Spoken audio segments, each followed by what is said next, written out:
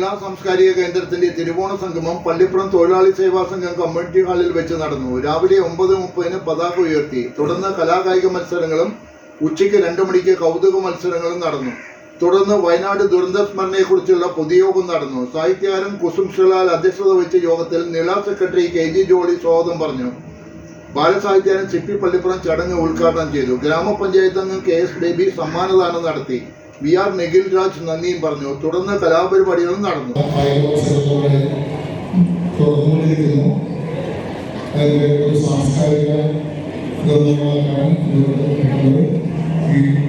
യോഗത്തിന് സ്വാഗതം ആശംസിക്കുന്നതായി ഇതിൻ്റെ ഈ സംഘടന ഏറ്റവും പ്രധാന വ്യക്തിയും കൂടിയായ KG ജോളിയെ സ്നേഹപ്രവേശിക്കുന്നു.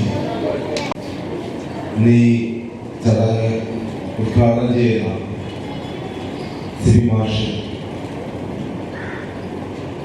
നമ്മുടെ പ്രിയനായ വിവേകാനന്ദൻ, നമ്മുടെ പ്രിയപ്പെട്ട ഗ്രാമപഞ്ചായത്ത് ബേബിച്ചേട്ടൻ,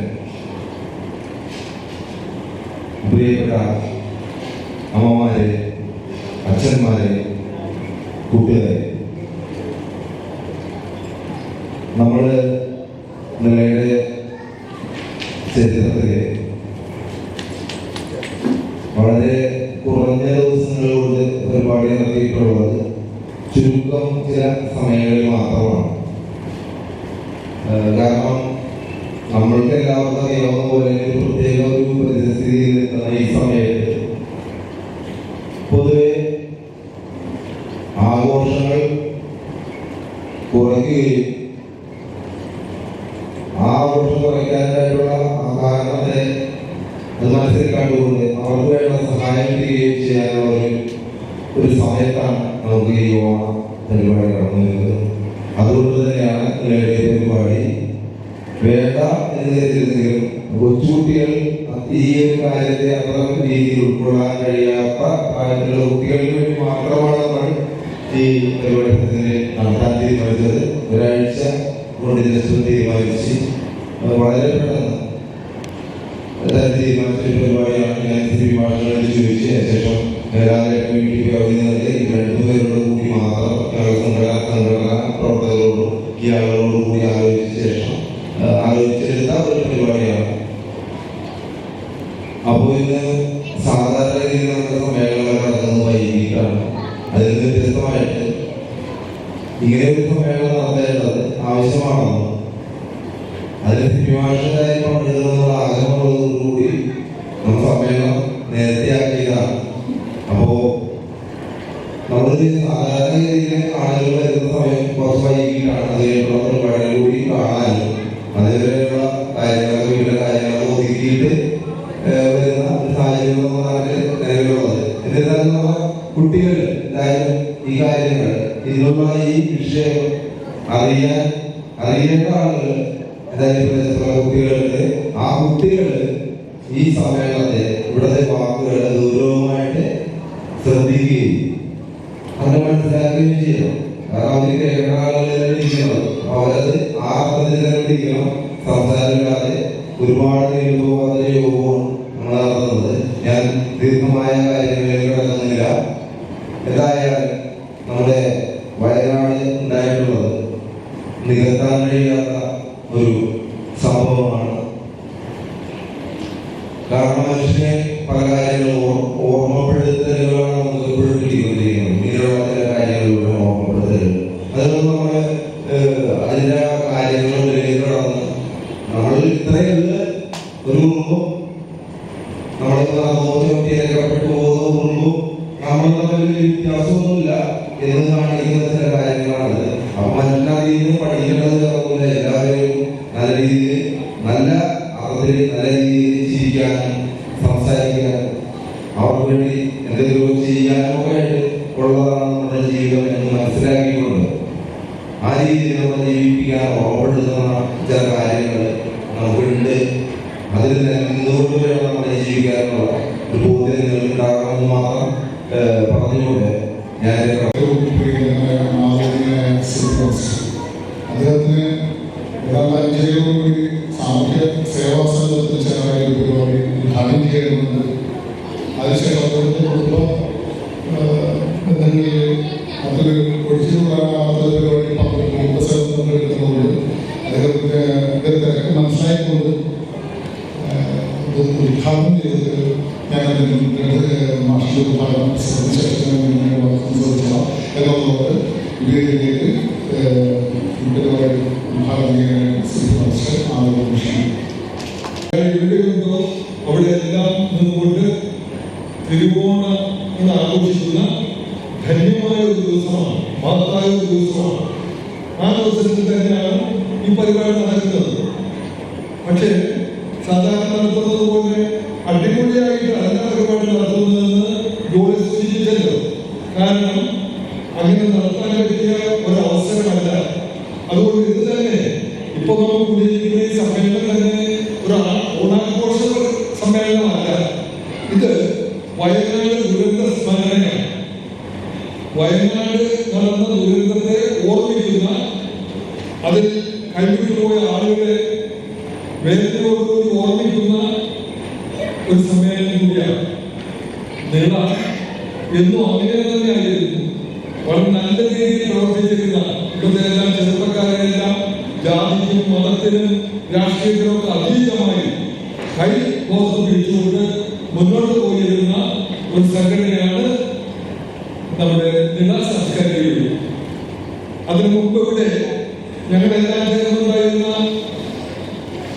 ജനത ആർട്സ് ക്ലബ് ഉണ്ടായിരുന്നു, ജനത വായനശാല ഇപ്പോഴുണ്ട്, സജീവമായിട്ട് നിലനിൽക്കുന്നുണ്ട്. അപ്പൊ അതിലെല്ലാം തണലിൽ വളർന്നു വന്ന നിരവധി പേരുണ്ട്. ഞാൻ ആ കൂട്ടത്തിൽ ഒരാളാണ്. എന്റെ അപ്പൻ കയർത്തൊഴിലാളിയായി ഇവിടെ ഉണ്ടായിരുന്ന സ്ഥലമായതുകൊണ്ടാണ് ഞാൻ ഇവിടേക്ക് നടന്നു വരാനൊക്കെ ഇടയായത്. അപ്പോഴാണ് ഇത് നല്ല ആളുകൾ മാത്രം, ഒരുമയുള്ള ആളുകളുടെ ഒരു സ്ഥലമാണെന്ന് മനസ്സിലാക്കിയത്. അപ്പോഴാണ് നിത്യപഠിക്കാരൻ തൊഴിലാളികളാണെങ്കിലും അവരുടെ ചൈതന്യം, അവരുടെ സഹകരണം, അവരുടെ സ്നേഹം അതൊക്കെ വലുതായിരുന്നു. അതൊക്കെ കണ്ടിട്ടാണ് 7ാം ക്ലാസ് പാസ്സായപ്പോ എന്നെ നമ്മുടെ ജനമച്ചേച്ചിയുടെ ഭർത്താവ് കർമ്മച്ചേട്ടനും TS തിലകനും TR സുഗതനും ഒക്കെ ചേർന്ന് വിളിച്ചുകൊണ്ട് പോകുന്നതാണ്, കൈ പിടിച്ചു കൊണ്ടുപോകുന്നതാണ്. എൻ്റെ അപ്പനോട് ചോദിച്ചിട്ടാണ് നാടകത്തിൽ ജീവിതം എന്ന നാടകത്തിൽ അഭിനയിക്കാൻ വേണ്ടി വേറൊരാളുണ്ടായിരുന്നു, KT ജോസഫ്. ആ ജനതാ ആശ്രമത്തിന്റെ ആദ്യത്തെ പ്രസിഡന്റായിരുന്നു. അവരെല്ലാം കൂടിയാണ് ഇവിടെ കൊണ്ടുവന്നത്. ഗംഭീരമായ റിക്കോർഡിന്റെ നാടകം അവതരിപ്പിച്ച ആ ഓർമ്മയുടെ മനസ്സിലുണ്ട്. 1958 എവിടെയാണ് അവതരിപ്പിച്ചത്? ജനതാ നഗറിൽ. ജനതാ നഗർ എന്ന പേര് അന്നിട്ടതാണ്. 1958 ഈ ജനതാ ആശ്രമത്തിലെ കൂട്ടുകാരെല്ലാം ചേർന്ന് അവരൊക്കെ മരിച്ചുപോയി, കൂടുതൽ പേര് മരിച്ചുപോയി. അവരെല്ലാം ചേർന്ന പേരാണ് ജനതാ നഗർ. അപ്പൊ ജനതാ നഗർ ഒന്നും ഓടിയില്ലെങ്കിലും അത് സ്ഥിരമായ ഒരു പേരാണ്. ജനതാ സ്റ്റോപ്പായി വായനശാല കൊണ്ട് ജനതാ ആശ്രമത്തിലായിരുന്ന അത് ഓർമ്മയ്ക്ക് വേണ്ടി ജനതാ സ്റ്റോപ്പുണ്ട്. അപ്പൊ അന്ന് മുതൽ ഇവിടെ നമുക്ക് വളരെ പറ്റിയ വികലമായിട്ട് മനസ്സിലാക്കി ഈ വായനശാലയിലെ പുസ്തകങ്ങളൊക്കെ വായിച്ച് അതിന്റെ ബെഞ്ചിലൊക്കെ ഇരുന്ന് അവിടുത്തെ വിദ്യാഭ്യാസത്തിനിടയില് കുടുങ്ങിയ കുടിലിഴകളൊക്കെ വാങ്ങിയിരുന്ന് വളർന്നു വന്ന ഒരാളാണ്. അതുകൊണ്ട് തന്നെയാണ് ഇവിടുന്ന് ഇപ്പോഴും എനിക്ക് പോകാൻ കഴിയില്ലല്ലോ. നിളയുടെ പരിപാടി എന്ന് പറഞ്ഞാൽ നിള ജനതാശ്രമത്തിന്റെ തൊട്ട് പിന്നാലെ വന്നതാണ്, ഒഴുകി വന്നതാണ്. നല്ല മിടുമിടുക്കന്മാരായ നമ്മുടെ ഇവിടുത്തെ ചെറുപ്പക്കാർ അവരെല്ലാം ചേർന്ന് ജോഷി, KK ജോഷിയൊക്കെ പോയി. സുബിനുണ്ടായിരുന്നു. അതുപോലെ അവർക്കെല്ലാം പ്രചോദനം നൽകുന്ന വിജയൻ, നമ്മുടെ അക്കൗണ്ട്സ് വിഭാഗത്തിൽ ജോലി ഉണ്ടായിരുന്ന വിജയൻ ഉണ്ടായിരുന്നു. കടവശ്ശേരി വിജയൻ ഉണ്ടായിരുന്നു. അതേപോലെ തന്നെ പല ആളുകളും ചെറുപ്പകാലത്തെ MN സന്തോഷ്, ജോലി ഒക്കെ ആളുകളുണ്ടായിരുന്നു. ജോലി അതിൽ ഏറ്റവും പയ്യനായിട്ടുണ്ടായിരുന്ന ആളാണ്. പക്ഷേ ആ പ്രസ്താവനയൊക്കെ ഇപ്പോൾ വളർച്ചയിലെത്തി. ഈ അടുത്ത കാലത്തായി നമുക്ക് ആ പഴയതുപോലുള്ള ഗംഭീരമായ പരിപാടികൾ, വലിയ മഹാനന്മാരായിട്ടുള്ള ആളുകളാണ് നിലയുടെ പരിപാടികളിലൂടെ പ്രസംഗിച്ചിട്ടുള്ളത്. വിജയമാഷൊക്കെ ഒരു തവണയല്ല 2 3 തവണ വന്നിട്ടുണ്ടെന്നാണ്. MN വിജയമാഷൊക്കെ 3 ജില്ലയുടെ ഈ വാർഷികാഘോഷത്തിലും ഓണാഘോഷവും പങ്കെടുക്കും. അങ്ങനെ നല്ലൊരു പ്രസ്ഥാനമായിരുന്നു നില. അത് ഇന്നും നിലനിർത്താൻ നമ്മുടെ നമ്മുടെ ജോലിയുടെ നേതൃത്വത്തിലുള്ള ആളുകൾ, പഞ്ചായത്ത് മെമ്പർ അടക്കമുള്ള ആളുകളെല്ലാം ശ്രമിക്കുന്നത് നല്ല കാര്യമാണ്. ഒരു സന്തോഷം തോന്നി, എനിക്കും തോന്നി, വിവേകാനന്ദന് തോന്നി, തോന്നുന്നു. എല്ലാവരും ഇവിടെ കുറച്ച് പയ്യന്മാരെ വന്നിരിക്കും. വലിയ യുവജനാണ് നമുക്ക് വേണ്ടത്.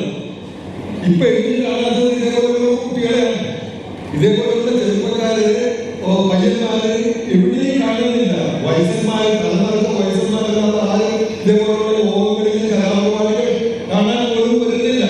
ഇവിടെ വേറെ പോവുകയാണ്. ഇവിടെ ഇരുന്ന ഈ സംഘം വലിയ വ്യത്യാസമാണ്. നിങ്ങൾ ഈ പ്രദേശത്തെ കാക്കണം, ഈ നിളയെ കാക്കണം, ഈ ജനതാ വായനശാലയെ കാക്കണം. ഈ പ്രദേശത്തിന്റെ അന്തസ്സ് കാത്തു സൂക്ഷിക്കുന്ന വിട്ടുപിടുക്കന്മാരായി നിങ്ങൾ ഇതിനെ മുന്നോട്ട് കൊണ്ടുപോകണമെന്നുള്ള അഭ്യർത്ഥന എനിക്ക് കുഞ്ഞുങ്ങളുടെ മുന്നിൽ വയ്ക്കുക. കാരണം അത് അങ്ങനെ സന്തോഷമാകുന്ന അഭിമാനകരമായ ഒരു നിമിഷമായതുകൊണ്ടാണ് ഞാനത് പറയുന്നത്.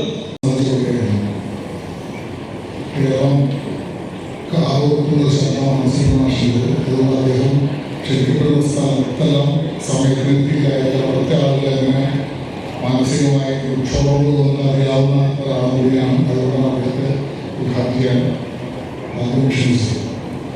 ഏതായാലും ഒരു ദുരന്ത സ്മരണം ആണ് എങ്കിൽ നമുക്ക് അതിനു മേലെ ഈ ഓണത്തെ കാണാതെ വരിക. മലയാളികൾ എവിടെയുണ്ടോ അവിടെയെല്ലാം ഓണം ജാതി മത അതീതമായി, രാഷ്ട്രീയത്തിനും അതീതമായി ആഘോഷിക്കപ്പെടുന്നതാണ്. അത് പൗരാണിക കാലം കഴിഞ്ഞ് എവിടെ നിന്ന് ആരംഭിച്ചതെന്ന് പോലും പിടിയില്ലാത്ത നിലയിലേക്ക് കാലങ്ങൾക്ക് അപ്പുറത്ത് നിന്ന് ആരംഭിച്ച ഒരു പൊതുമയുടെ എല്ലാവരുടെയും കൂട്ടായ്മയുടെ ഒരു പ്രതീകമായ നാമിൽ നിന്ന് കൊണ്ടാകുകയാണ്. അതുകൊണ്ട് ഓണം വരുന്നത് മാറ്റിവെച്ച് നമുക്ക് ദുരന്തത്തെ കുറിച്ച് ഓർക്കേണ്ടതുണ്ട് എങ്കിൽ ഓണം തന്നെയാണ് എന്നും മേലെ നിൽക്കുന്നത്. നമ്മുടെ ദുരന്തം നമ്മുടെ വീട്ടിലൊരു മരണം പോലുണ്ടായിരുന്നെങ്കിൽ പോലും ആ കുടുംബക്കാരെ വെച്ച് ബാക്കിയുള്ള ഈ ദുരന്തത്തിൽ മരണത്തിൽ പങ്കെടുക്കാൻ വന്നതെല്ലാം തന്നെ സുഹൃത്തുക്കളെ കാണുമ്പോൾ ചിരിച്ചുകൊണ്ട് തന്നെയാണ്, അല്ലെങ്കിൽ പുഞ്ചിരിച്ചുകൊണ്ട് തന്നെയാണ് വരവേൽക്കുന്നത്. അതുപോലെ ഈ ദുരന്തത്തെ ഓണത്തിന്റെ ഓണനാളിൽ ഒരു ചിന്തയില്ല